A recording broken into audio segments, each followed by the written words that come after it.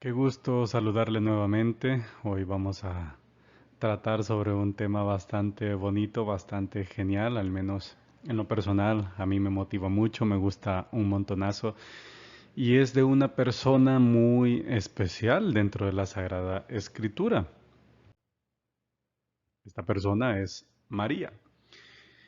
Fíjense que en torno a la figura de María, la madre de Jesús, se han dicho un montón de cosas, se han hablado cosas buenas, cosas malas y a lo largo de la historia ha sido una figura bastante polémica porque no es fácil ser la madre de Dios, no es fácil que un ser humano normal, entre comillas, pueda comprenderse la barbaridad del misterio o de la naturaleza misma del hecho que una mujer, un ser humano, pues haya sido parte de la historia de la salvación de una forma tan grande, tan magnífica, a tal punto de dar a luz al Salvador. Fíjense, les cuento una anécdota. Una vez viajando en el transporte público, en un bus de San Salvador hasta Santa Ana, pues venía ya cansado de la jornada, venía allí con mis auriculares a medio volumen porque uno tiene que ir pendiente de lo que va escuchando afuera y lo que va escuchando de su música, ¿verdad? Entonces, a la par mía iba una señora y yo la notaba bastante inquieta. Se movía para un lado, para otro, empezó a sacar cosas de su mochila porque no sé qué andaba buscando y de repente se paró, íbamos a la mitad del bus y se paró y empezó a hablar, ¿verdad? Y dijo, hermanos, bueno, ahí caí en cuenta que no iba a hacer nada malo, sino que por lo menos o iba a vender algo o nos iba a decir algo. Y hermanos, hoy les vengo a hablar acerca de María. Yo me quedé, o sea que o es católica o qué onda, porque los evangélicos, dije yo en mi mente, suponiendo mal, estaba equivocado, no hablan de María. Y para mi sorpresa, ella era evangélica, la señora era evangélica. Y empezó a decir todas las cosas buenas que tiene María. Yo había crecido en un ambiente en el que María es odiada por muchas de las religiones y es incluso hasta es despreciada porque por la imagen que se tiene de ella por parte de los católicos, ¿verdad? Todas las críticas que se le pueden pasar. Yo me quedé asombrado, yo me quedé con la boca abierta porque yo dije, nunca había escuchado hablar a un hermano evangélico de esa forma acerca de María y pues desde ahí me pareció curioso y me pareció muy bonito que hablaran bien de María y por lo general hoy pienso que ya muchas de las predicaciones de nuestros hermanos evangélicos como que van cambiando el tono hacia la figura de María. Bien, después de esta anécdota, después de esta eh, pasada que me ocurrió, pues entramos de lleno a la materia. ¿Quién es María? Esa es la primera pregunta que nos surge. Posiblemente es una chiquitina, es una mujer muy joven que a los 15 o 20 años, más o menos antes del nacimiento de Cristo, o sea, muy cercano a Jesucristo, pues nace María en Nazaret, en la provincia o en la zona de Galilea.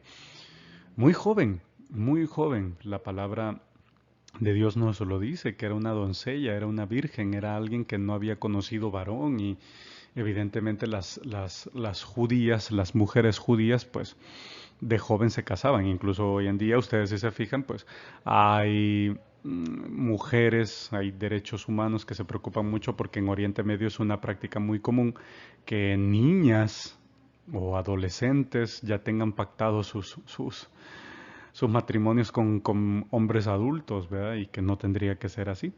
Pero ha sido una cosa muy cultural que a lo largo del tiempo las jovencitas pues se casen con hombres mayores y ha sido una cosa muy cultural, ¿verdad? No estoy defendiendo, ni estoy diciendo que estoy a favor, ni que estoy en contra, ni que hay que ir a quemar algo, no, sino que es una práctica cultural. Eso es lo que yo quiero hacer ver. No estoy ni defendiendo, ni aplaudiendo, ni nada por el estilo.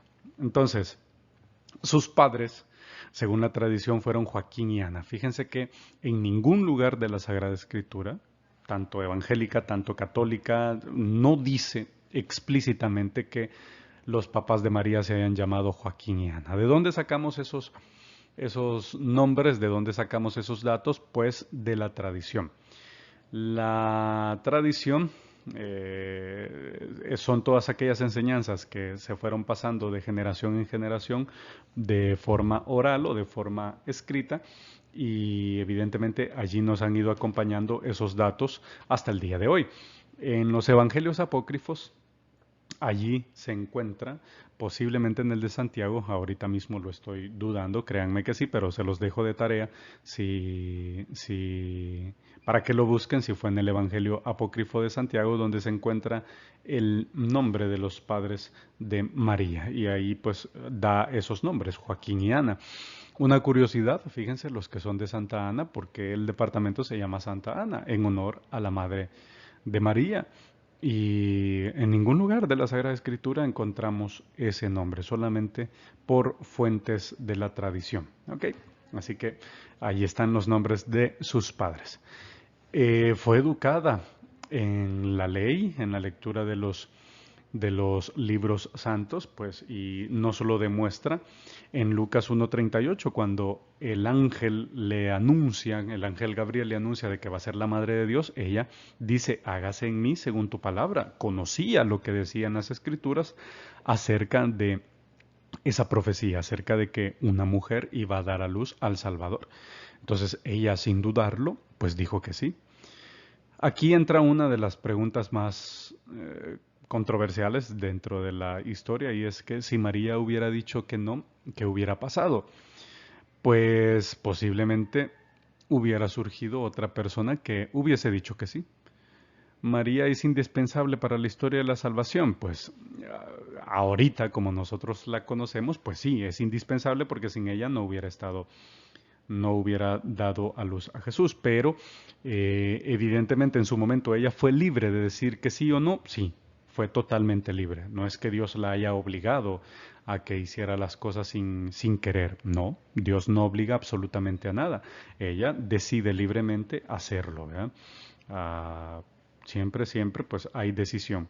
Ah, por parte de algunas corrientes actuales se le critica eso a María, ¿verdad? Que ella no fue libre, que Dios la obligó a que fuera la madre de su hijo y que ella ni siquiera pudo tener la libertad de vivir una vida plena porque desde chiquita se le obligó y no, ella fue totalmente libre de decir sí o no, porque conocía la palabra.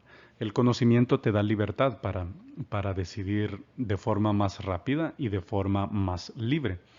Por ejemplo, si, no sé, pongamos cualquier ejemplo, ¿veo? Un ejemplo de comida. Si tú has probado el sabor de tal helado o de tal sorbete, tú dices, este sorbete ya sé a qué me sabe, yo conozco el sabor, lo tengo prácticamente hasta lo puedo saborear en mi lengua, ¿verdad? Y hasta tengo el recuerdo. Pero uno que no lo conozcas u otro que no te gustó, te los ponen a la par y tú dices, ¿quieres de este o del otro? Pues tú casi por instinto, como ya tienes el conocimiento, tú decides por este. Este es el que me gusta, este es el que recuerdo con mejor agrado, así que decido por este. Pues eso es la libertad te hace más libre para decidir, ¿verdad? Entonces ahí está lo que a María le pasó. Citas bíblicas que hacen referencia a María en el Antiguo Testamento. La primera es Génesis 3:15. Es la promesa de salvación, es el protoevangelio, como se le conoce también teológicamente desde la exégesis bíblica, y es porque desde allí se habla que una mujer va a dar a luz, porque si se fijan, el texto, aunque le da importancia a la mujer, pero le da más importancia al linaje de la mujer, ¿verdad? Porque le dice a la serpiente, le dice, voy a poner enemistad entre ti y la mujer. Parece en un primer momento que se está refiriendo a Eva, sí, se está refiriendo a ella, ¿verdad? Pero como una figura de la mujer que va a dar a luz a un linaje que te aplastará la cabeza. O sea, serpiente, Eva es figura de una mujer que más adelante te va a dar tu merecido, o sea, el hijo de esta mujer te va a dar tu merecido, te aplastará la cabeza, acabará contigo. Entonces, desde ahí ya se deja ver que una mujer será la encargada de dar a luz a ese señor que le pondrá fin al enemigo. Luego, quizás una de las más fuertes es la cita bíblica de Isaías, que ustedes la están leyendo y dice que una doncella, una persona joven, una mujer joven, va a concebir y a dar a luz un hijo. Y a ese hijo se le pondrá por nombre Emmanuel. Emmanuel significa Dios con nosotros, ¿verdad? Significa que esa doncella va a dar a luz a un chico, a un varón que vendrá a libertar, ¿verdad? Que vendrá a vivir en medio de nosotros y será un representante de Dios. Y una más específica es la de Miqueas 5, 2, 3, que incluso esta nos dice hasta dónde van a ser, ¿verdad? Belén de Efrata es una tribu pequeña, la de Judá, ¿verdad? Y un pueblecito pequeño de la tribu de Judá, Belén, pues de ahí saldrá quien va a señorear Israel. Entonces, allí, en el tiempo que sea oportuno, la que ha de parir, parirá. Suena a Ricardo Arjona, suena a redundancia, pero la que ha de dar a luz va a dar a luz a quien necesita Israel, ¿verdad? A todos los israelitas les nacerá ese Salvador. Entonces, se cumple a la perfección, ¿verdad? Belén es el lugar de nacimiento de Jesús y allí pues María dio a luz a nuestro Salvador, ¿verdad? Entonces cada una de las citas bíblicas como que se va complementando y va dando más pistas de el origen de Jesús, ¿ok? El Nuevo Testamento no se queda atrás, da varias citas bíblicas, una es la de Pablo, la carta a los Gálatas, donde dice que llegada la plenitud de los tiempos, Dios envió a su Hijo que nació de una mujer. Fíjense aquí una crítica que yo le hago a Pablo, una crítica bastante fuerte, o sea, se la hago en buen plan, pero una crítica es que nada le costaba poner el nombre de María. Él es posterior a Jesús, ya conocía, incluso pues pudo haber, tal vez pudo haber escuchado las historias de María y evidentemente pudo haber dicho que cómo se llamaba, ¿verdad? Pero a él le pareció más oportuno poner nació de una mujer, ¿verdad? Para bajo la ley para que recibiéramos la filiación adoptiva, dice él. Entonces, nada le costaba haber puesto María, pero él pues tuvo sus razones para poner que solamente una mujer, ¿verdad? Una mujer, ¿ok? Pero se refiere a María. Luego está esta cita bíblica que es un poquito más apocalíptica, evidentemente es de ese libro, pero si se fijan dice que hubo una mujer envuelta en el sol con la luna debajo de sus pies y sobre ella sobre su cabeza una corona de 12 estrellas. Y entonces estaba a punto de dar a luz, estaba gritando los dolores de parto y pues había dado a luz a un varón y que él estaba destinado a apacentar a todas las naciones con vara de hierro, ¿verdad? Entonces, si se fijan, el arte católico pues toma muchas referencias de esta descripción que hace el libro del Apocalipsis. Ahí vemos esta imagen dentro del arte cristiano católico, pues se llama la Inmaculada Concepción de María, ¿verdad? Entonces, Inmaculada Concepción o la Asunción, ¿verdad? Entonces, ahí vemos que está coronado con 12 estrellas, los angelitos le están poniendo la corona de las 12 estrellas, tiene la luna bajo sus pies, y pues en el fondo se ve ese fulgor del sol, ese fulgor que pues sí, manifiesta que es de carácter sobrenatural, su, su luz, su radiación, por así decirlo, ¿verdad? Entonces ahí vemos que esa figura se utiliza en base bíblica, ¿verdad? Bien, hay a lo largo de la historia muchas objeciones contra María. Una de las primeras es que ella no es Dios, es una mujer más. Y sí, o sea, ahí no hay ningún problema, ¿verdad? Los católicos en ningún momento se nos enseña de que María es diosa, es una diosa. María no hace milagros. María es una intercesora, si se fijan en el Evangelio de Juan, cuando estaban en las bodas de Canaán, pues ella lo que hizo fue interceder, ¿verdad? A mí me gusta mucho esta cita bíblica porque yo veo a Jesús como algo altanero, lo veo hasta un poquito como que se pasó un poquito de lanza ahí con su madre, ¿verdad? Porque María llega y le dice, ¿verdad? Mira, hijo, no tienen vino, ¿verdad?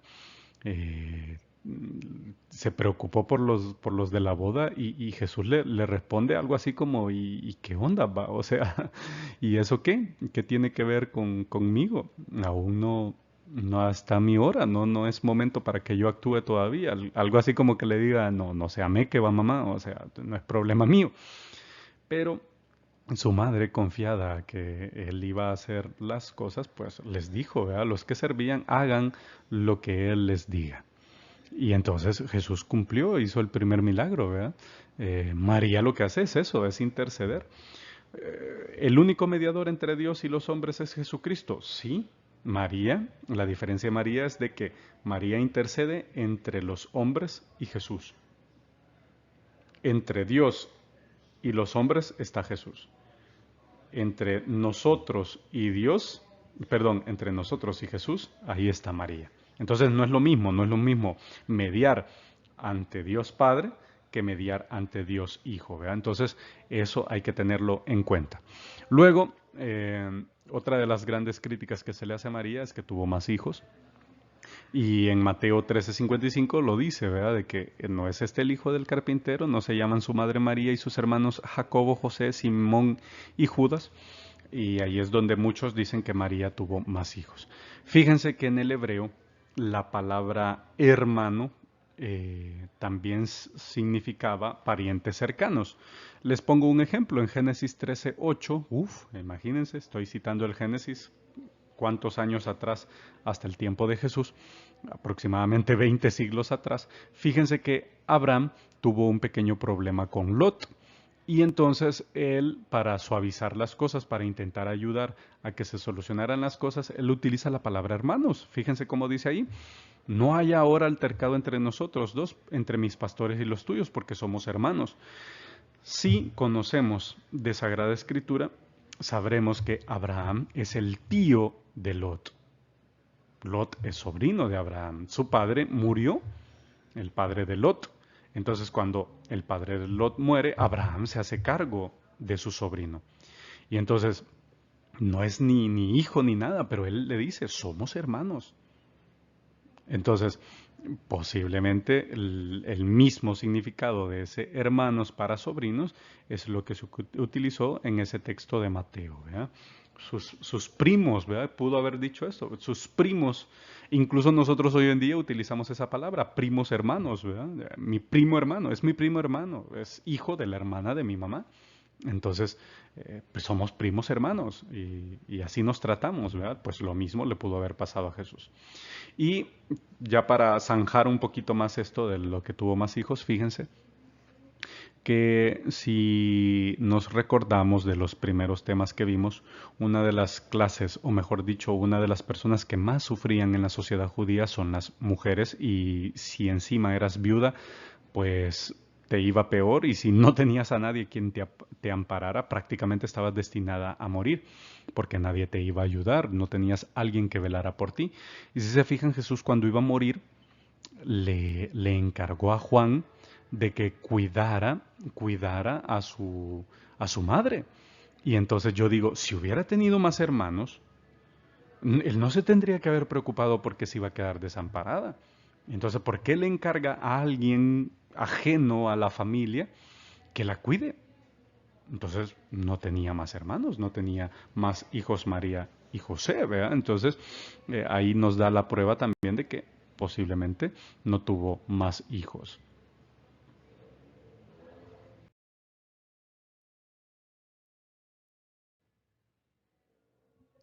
Bien, conclusiones sobre este tema. Fíjense, ahí les pongo una pequeña caricatura acerca de lo que hace María, ¿verdad? Bueno, algún día podemos hablar acerca de esa caricatura si quieren. Pero conclusiones, ¿verdad? Es la madre de Dios, nos guste o no nos guste, pues Jesús es Dios, Dios y hombre verdadero, por tanto María es la madre de Dios. ¿Eso le da poderes sobrenaturales? No, es una mujer más que con su vida, con su ejemplo, pues nos dio allí al Salvador, pero eso no la convierte, perdón, en una diosa. En ella se cumplen las palabras de los profetas, como vimos ahí las citas bíblicas de los profetas, pues son claras y hablan acerca de una mujer que va a dar a luz, que va a hacer todas esas cosas que se van a cumplir en ella, todas esas cosas que los profetas dijeron. Pieza principal en la historia de la salvación, sí, o sea, actualmente no podemos cambiar la historia, ¿verdad? No podemos cambiar el sí de María. Y ella es fundamental. Sin ese sí no hubiera nacido Jesús. ¿Pudo haber nacido de otra mujer? Sí, pudo haber nacido. Pero como no podemos cambiar la historia y como así decidió ella, pues evidentemente es una pieza principal en la historia de la salvación. Y pues lo que les decía con anterioridad, ella es mediadora entre los hombres y Jesús. El único mediador entre los hombres y Dios Padre es Jesucristo. No necesitamos a nadie más, pero le pedimos muchas veces ayuda a María, ¿verdad? Como buena madre. Fíjense, ya con esto termino. ¿Se recuerdan ustedes cuando iban a pedir permiso a su papá de salir? ¿A quién buscaban primero? A mamá. Y con la esperanza de que mamá suavizara a papá. Mamá, fíjese que voy a ir a jugar el domingo. Tengo un partido allá en el cantoncito tal y don fulano nos va a llevar en el pica. Yo quiero ir. Dígale a mi papá, por favor, que me deje ir. Eso es interceder. No estoy quitándole autoridad a mamá o a papá, sino que eso es ayudar al otro a conseguir algo. Eso es lo que hace María, no hace otra cosa, ¿verdad?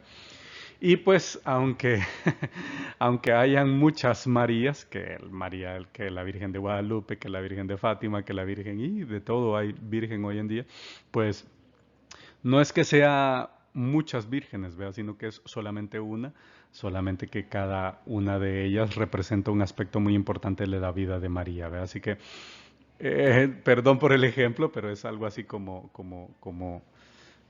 la Barbie, ¿verdad? La Barbie está la Barbie doctora, la Barbie artista, la Barbie no sé qué, pues María es algo así, ¿verdad? No le estoy faltando al respeto, pero es para que ustedes me entiendan. María de Guadalupe tiene un papel importante en la historia, Fátima también tiene un momento importante en la historia, y son como aspectos que resaltan un poquito más las cualidades de la Virgen María, ¿verdad? Por eso es que se les ha llamado de diferentes formas, ¿verdad? Bien, si queda duda acerca de lo que acabo de decir, pues ustedes me lo preguntan en cualquier momento y yo con gusto les responderé. Así que, bien, muchísimas gracias